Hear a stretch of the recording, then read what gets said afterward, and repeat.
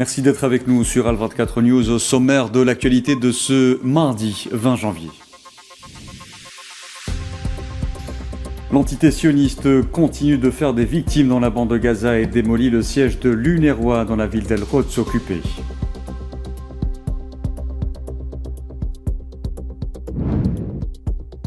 En Tunisie, 4 personnes sont mortes dans des inondations provoquées par des pluies records et les autorités annoncent la suspension des cours dans plusieurs départements.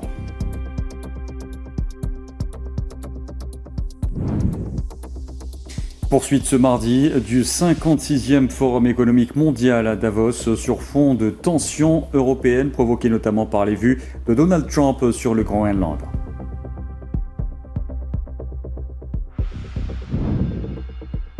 Et puis l'Espagne entame un deuil national de 3 jours après la collision tragique de 2 trains à grande vitesse dans le sud du pays, ayant fait au moins 41 morts dimanche soir en Andalousie.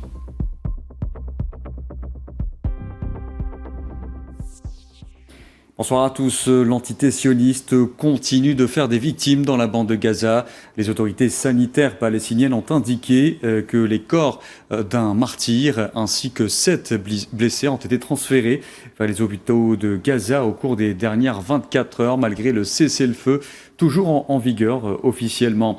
Depuis le 7 octobre 2023, l'agression génocidaire de l'entité sioniste contre la bande de Gaza a fait 71 551 martyrs et 171 372 blessés, en majorité des femmes et des enfants.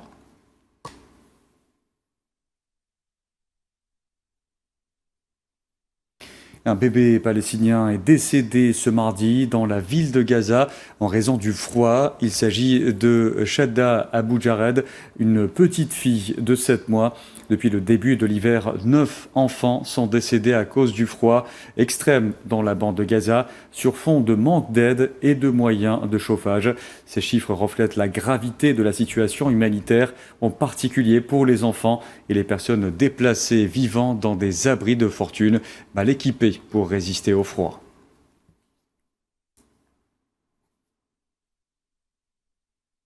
Parallèlement, le mouvement de résistance palestinien Hamas a affirmé qu'il était pleinement prêt à transférer les pouvoirs administratifs à un comité technocratique palestinien nouvellement formé, chargé d'administrer Gaza dans la nouvelle phase de l'accord de paix. Hamas s'est ainsi engagé à assurer une transition fluide et ordonnée qui protège les droits du secteur public et garantissent la continuité des services essentiels pour les civils. Le comité technocratique palestinien de 15 membres chargé d'administrer temporairement Gaza a officiellement lancé ses travaux vendredi à l'issue d'une réunion au Caire en donnant la priorité au dossier humanitaire de Gaza.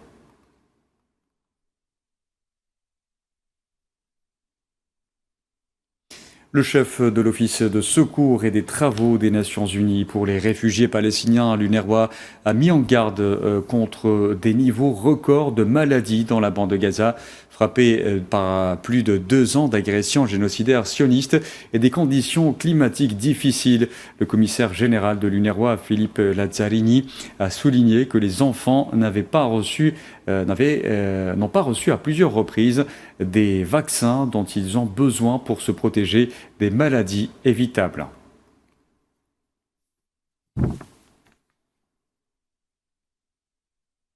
L'UNRWA qui a dénoncé ce mardi une attaque sans précédent après la démolition par l'entité sioniste de bâtiments de son siège dans la ville d'Al-Quds occupée. Cela s'est produit dans le quartier de Sheikh Jarrah. Les détails avec Neilaït Hamouda.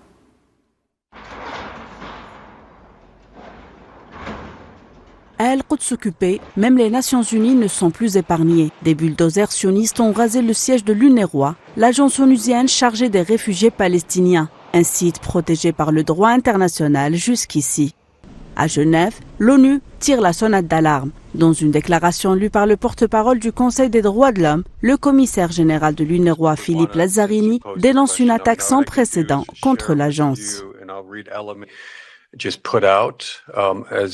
Il s'agit là d'une violation flagrante et délibérée du droit international, notamment des privilèges et immunités des Nations Unies par l'État d'Israël. De son côté, Jonathan Fowler, porte-parole de l'agence, le rappelle. L'entité sioniste est tenue de protéger l'inviolabilité des locaux onusiens. Le réseau des organisations civiles palestiniennes a lui aussi condamné ce qu'il qualifie de crime de l'occupation. Pour lui, cette attaque s'inscrit dans une stratégie claire, liquider le travail de l'UNRWA et supprimer le droit au retour des réfugiés palestiniens, garanti par la résolution 194 de l'ONU. Selon les organisations civiles palestiniennes, cette opération s'inscrit dans une série d'actions visant les camps du nord de la Cisjordanie occupée. Des camps que l'occupation cherche à démanteler et à effacer comme témoins vivants de la Nakba. Une politique menée en parallèle d'une guerre ouverte contre le peuple palestinien et de crimes de génocide en cours à Gaza et en Cisjordanie occupée. Depuis plus de 70 ans, l'UNRWA nourrit, soigne, éduque et protège des milliers de réfugiés palestiniens. Un travail humanitaire payé au prix du sang. Plus de 300 employés de l'agence ont été tués à Gaza depuis le début du génocide sioniste. Et malgré cela, près de 12 000 personnes continuent de travailler dans ce territoire assiégé, sous les bombes, sous les décombres et même sous la menace permanente. Aujourd'hui, ce ne sont plus seulement les humanitaires qui sont visés, c'est l'institution elle-même. Détruire un site des Nations Unies, ce n'est pas un acte administratif, c'est un signal politique, un défi lancé au droit international. Quand on s'attaque à l'UNRWA, on s'attaque au dernier filet du survie d'un peuple. Aujourd'hui, les bulldozers ont rasé les bâtiments. Dieu sait ce qu'ils feront demain. Que restera-t-il du droit international ? Le droit international bafoué également au Liban. Les forces de l'entité sioniste ont fait exploser ce mardi 2 maisons après s'être infiltrées dans la localité de Kafr-Kila, dans le sud du pays, tandis qu'une frappe aérienne a visé une 3e maison dans la localité voisine de Markaba, en violation continue de l'accord de cessez-le-feu en vigueur au Liban depuis novembre 2024.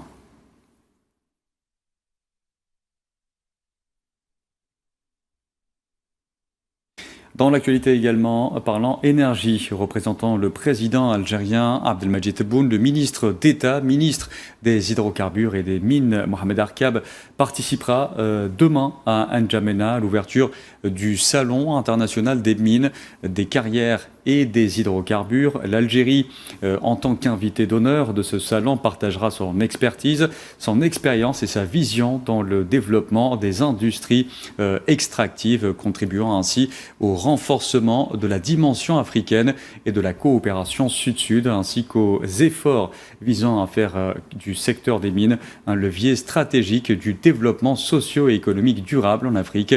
Notez que Mohamed Arkab sera accompagné d'une importante délégation.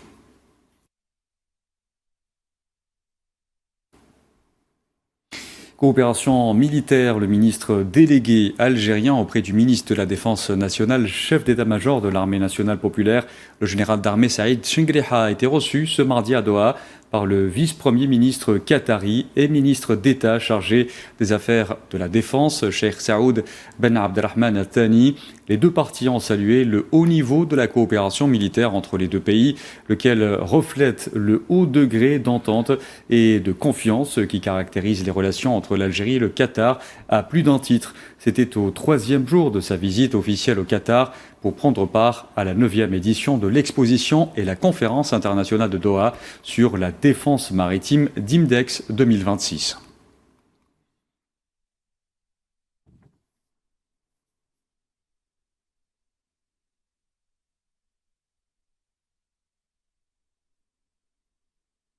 Toujours dans le chapitre coopération, le secrétaire d'État algérien auprès du ministre des Affaires étrangères chargé de la communauté nationale à l'étranger, Sofiane Chayeb, a coprésidé ce mardi à Athènes avec le vice-ministre grec des Affaires étrangères chargé de la diplomatie économique et de la promotion, Harry Theoharis, les travaux de la 3e session de la commission mixte algéro-grecque. Cette session a permis d'aborder les différents volets de la coopération entre les deux pays et de la renforcer dans les domaines d'intérêt commun.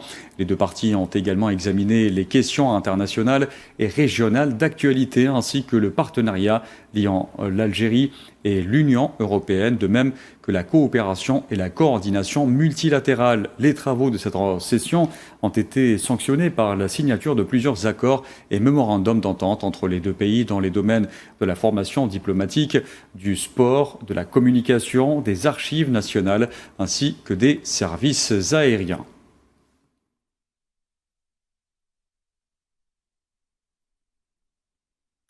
Je vous en parlais en titre. En Tunisie, 4 personnes sont mortes dans des inondations provoquées par des pluies records. Un responsable parlant ce mardi de situation critique dans certains gouvernorats. D'ailleurs, ce matin, les gouvernorats de Bizerte, Grand Tunis, Nabeul, Zarouane, Sousse, Monastir, Mahdia et Sfax ont été placés en vigilance orange en raison des pluies orageuses et parfois intenses et en quantité localement importante qui s'abattent sur ces régions. À titre préventif, les autorités tunisiennes ont annoncé la suspension des cours dans plusieurs départements.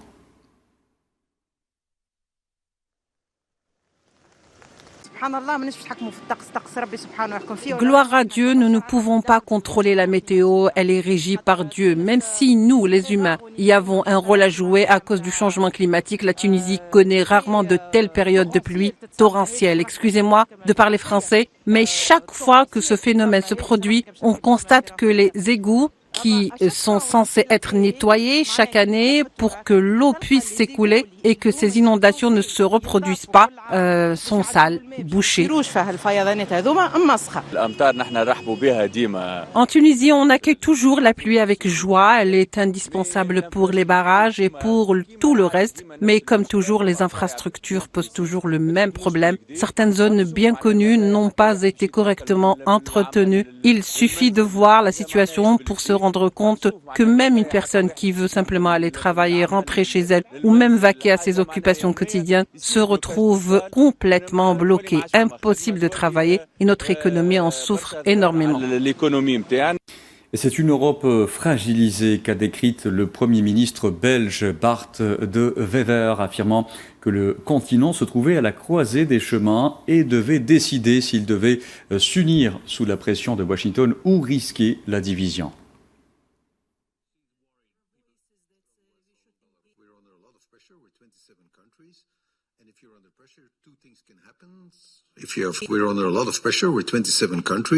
Nous subissons de fortes pressions. Nous sommes 27 pays, 2 choses peuvent arriver. Soit on subit des pressions extérieures, on s'unit, soit on se divise et on part dans tous les sens. Je pense que l'Europe est à la croisée des chemins et doit choisir. Jusqu'à présent, nous avons tenté d'apaiser le nouveau président à la Maison-Blanche. Nous avons été très indulgents, notamment sur les droits de douane. Nous avons fait preuve de clémence dans l'espoir d'obtenir son soutien pour la guerre en Ukraine. Notre situation est très délicate actuellement. Nous sommes dépendants des États-Unis, c'est pourquoi nous avons opté pour la clémence. Mais aujourd'hui, tant de lignes rouges sont franchies. Il faudra choisir. Être un vassal heureux est une chose, être un esclave malheureux en est une autre. Le dossier ukrainien s'invite également à Davos. Le président ukrainien Volodymyr Zelensky a indiqué ce mardi qu'il ne se rendrait à Davos que si des documents sur les garanties de sécurité avec les États-Unis et un plan de paix étaient prêts à être signés sur place.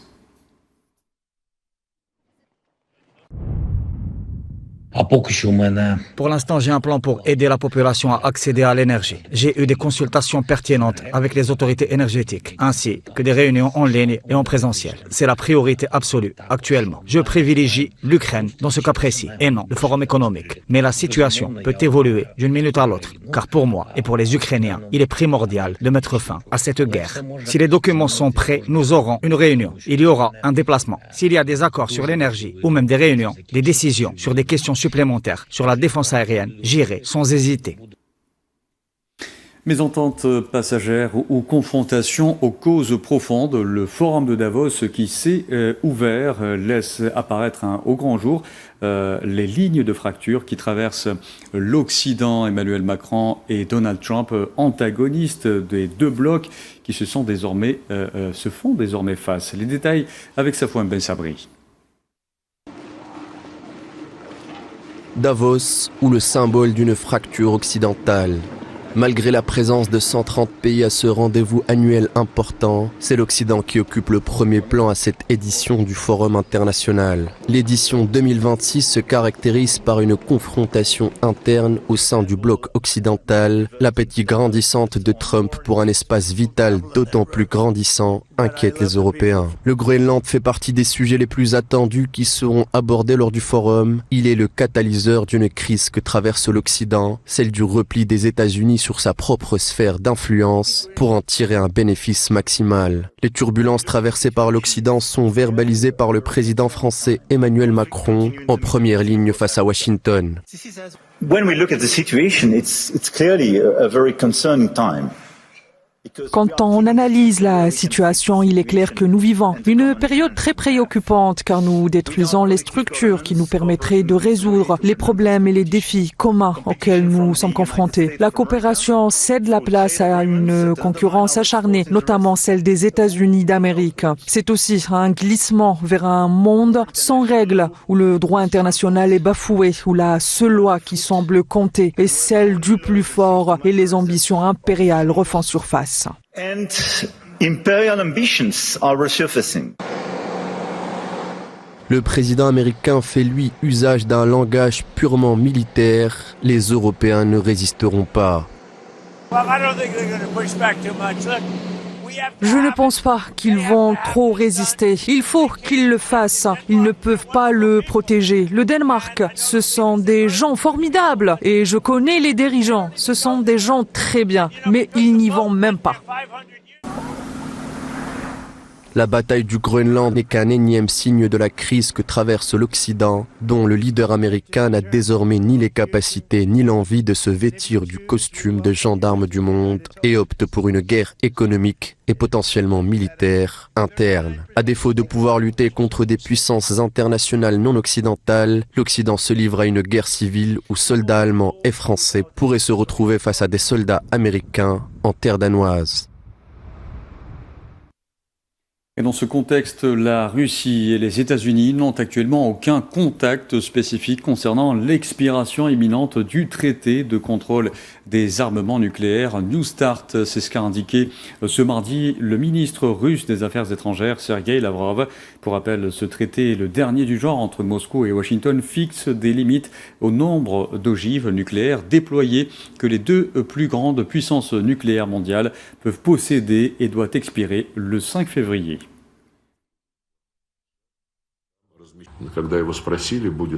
Lorsqu'on a demandé au président Trump s'il respecterait les limites fixées dans le traité START, comme l'a fait la Russie, il a répondu « Non, le traité expire, laissons-le expirer ».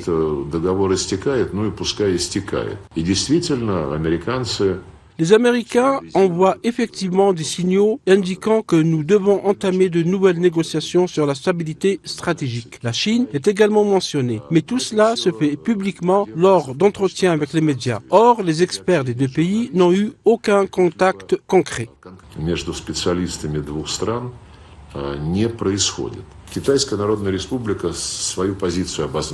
La Chine a exposé sa position. Elle a clairement indiqué que les États-Unis et la Russie sont largement en avance en matière d'armement nucléaire et que la Chine ne possède pas d'arsenaux comparables. C'est pourquoi la Chine ne voit aucune nécessité à de telles discussions sur la stabilité nucléaire et nous respectons pleinement cette position.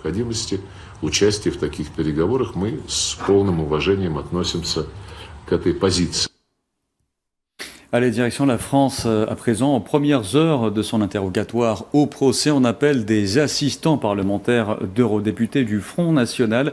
Décisif pour sa candidature en 2027, Marine Le Pen s'est efforcée ce mardi de tenter de casser l'image d'un système institutionnalisé et de détournement de fonds européens par son parti. Iman Merad. À Paris, Marine Le Pen sous pression, la figure de proue de l'extrême droite française comparée devant la cour d'appel dans l'affaire dite des assistants parlementaires européens, un dossier judiciaire lourd de conséquences politiques. Condamnée en première instance pour détournement de fonds publics, Marine Le Pen conteste une décision qui l'avait frappée d'une peine d'inéligibilité, mettant en suspens son avenir électoral. Au cœur de l'affaire, l'utilisation présumée de fonds du Parlement européen pour rémunérer des assistants censés travailler à Bruxelles, mais qui auraient en réalité œuvré pour le parti en France. Marine Le Pen a toujours rejeté toute fraude, dénonçant ce qu'elle qualifiait de lecture politique du dossier et affirmant n'avoir jamais cherché à tremper l'institution européenne. À ses côtés, plusieurs cadres historiques de l'extrême droite, eux aussi poursuivis, font bloc. Moi, je n'ai pas envie de brûler les étapes. Voilà, je suis engagé dans un combat pour mon innocence devant la cour d'appel. Ce combat va durer 1 mois, donc je vais le laisser se dérouler. Malgré l'ensemble des questions que je peux recevoir, je ne plaiderai pas devant la presse. Je ne défendrai pas ma cause devant la presse, je le ferai devant la cour d'appel. Ce procès en appel dépasse largement le cadre judiciaire. Il s'agit d'un test décisif pour Marine Le Pen, dont la crédibilité politique et la capacité à se projeter vers les prochaines échéances électorales sont en jeu. En toile de fond, une question centrale, la justice peut-elle rabattre les cartes de l'extrême droite française ? La décision est attendue dans les prochains mois. D'ici là, Marine Le Pen reste sous étroite surveillance judiciaire et politique. Dans l'actualité aussi, des milliers d'agriculteurs européens, dont certains à bord de leurs tracteurs, sont arrivés ce mardi devant le Parlement européen à Strasbourg afin de protester contre l'accord avec le Mercosur à la veille d'un vote sur une saisine de la justice. Ils sont venus particulièrement de la France, mais aussi d'Italie, de la Belgique et de la Pologne. La manifestation a rassemblé plus de 4500 personnes selon la police. Des personnalités politiques ainsi que de nombreux eurodéputés sont venus à la rencontre des manifestants.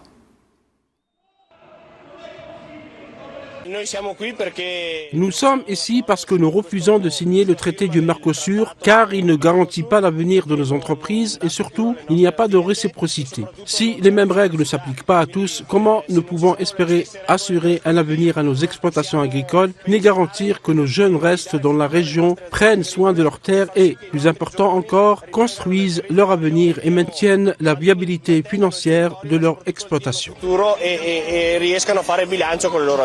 On a perdu une bataille mais pas la guerre à travers cette signature.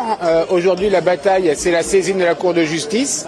Donc on espère que les eurodéputés seront en accord avec nous en disant comme quoi le protocole que von der Leyen a utilisé n'est pas le bon. Voilà. Et par rapport à l'importation de produits qui ne respectent pas nos normes, c'est totalement en phase avec ce qu'on défend au quotidien parce que la montée en gamme qui a eu lieu en France aujourd'hui elle doit aussi être reconnue à travers les échanges de marchandises alimentaires. On est nombreux à dire qu'on a besoin demain que les eurodéputés, quel que soit d'ailleurs leur parti ou leur obédience politique ou leur pays, saisissent la Cour de justice pour savoir si cet accord est conforme au droit européen. Je trouve que c'est un droit du Parlement fondamental. Enfin, je vous le disais en titre, l'Espagne a entamé ce mardi un deuil national de 3 jours après la collision tragique de 2 trains à grande vitesse dans le sud du pays, en fait au moins 41 morts dimanche soir en Andalousie. 39 personnes, dont 4 enfants, restés hospitalisés. L'enquête sur les causes du drame se poursuit. Le roi Philippe VI et la reine Laetitia d'Espagne se sont rendus ce mardi sur les lieux de l'accident.